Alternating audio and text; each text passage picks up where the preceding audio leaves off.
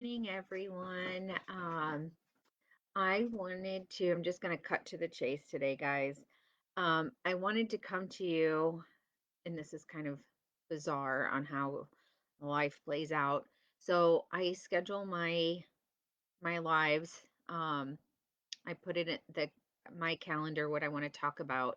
And last week, I wrote down today that I wanted to talk about overcoming hurdles. And it actually is um, ironic that I am going through a hurdle as we speak. So, depending on what the hurdle is, sometimes it makes you feel like, you've got to. I think what happens is let me backtrack a little bit. Some people tackle hurdles um, by retreating. They just kind of like suck into themselves and their feelings, and which is not a bad thing. I'm not trying to say that, but they get into a place of um overwhelming defeat, however that looks to you, okay?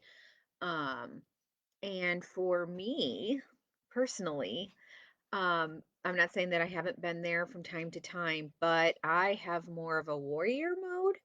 So when I feel like a hurdle or an obstacle is in my way, I tend to mentally prepare for battle, more like a warrior mode, right?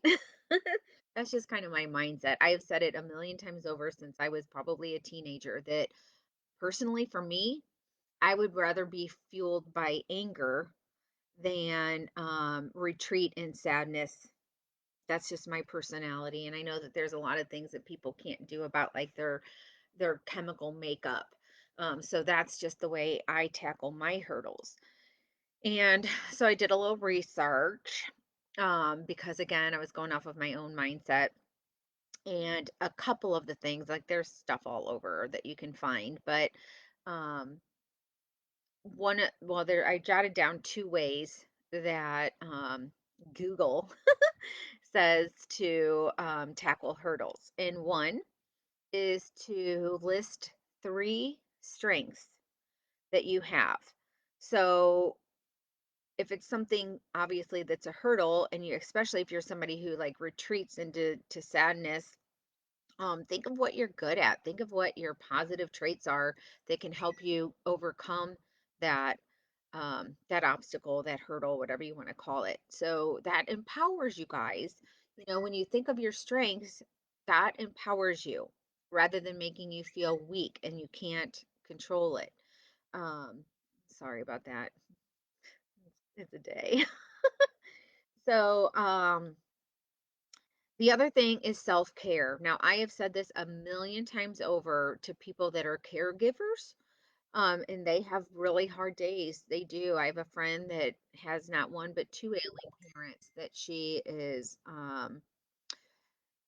a caregiver to, and she has good days and bad days like everybody else. But what is the most important thing for you to do as a caregiver of any sort? I mean, even if you're a mom with, you know, healthy little ones at your feet, they always need something, right? It doesn't have to necessarily be some, life altering hurdle.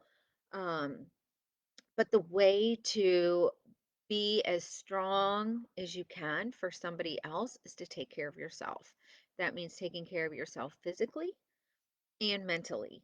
So I don't care if you have to have some meditation, if you have to do some yoga, um, eating right, getting some exercise. Listen, I don't even care if you can squeeze in 5 minutes for yourself every single day.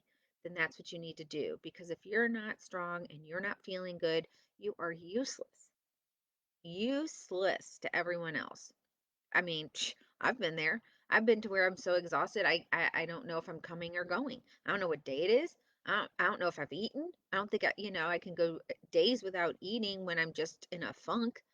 What does that do? That makes you weak, right? It makes you physically and mentally weak. And when you are like that, you can't be helpful to anybody else.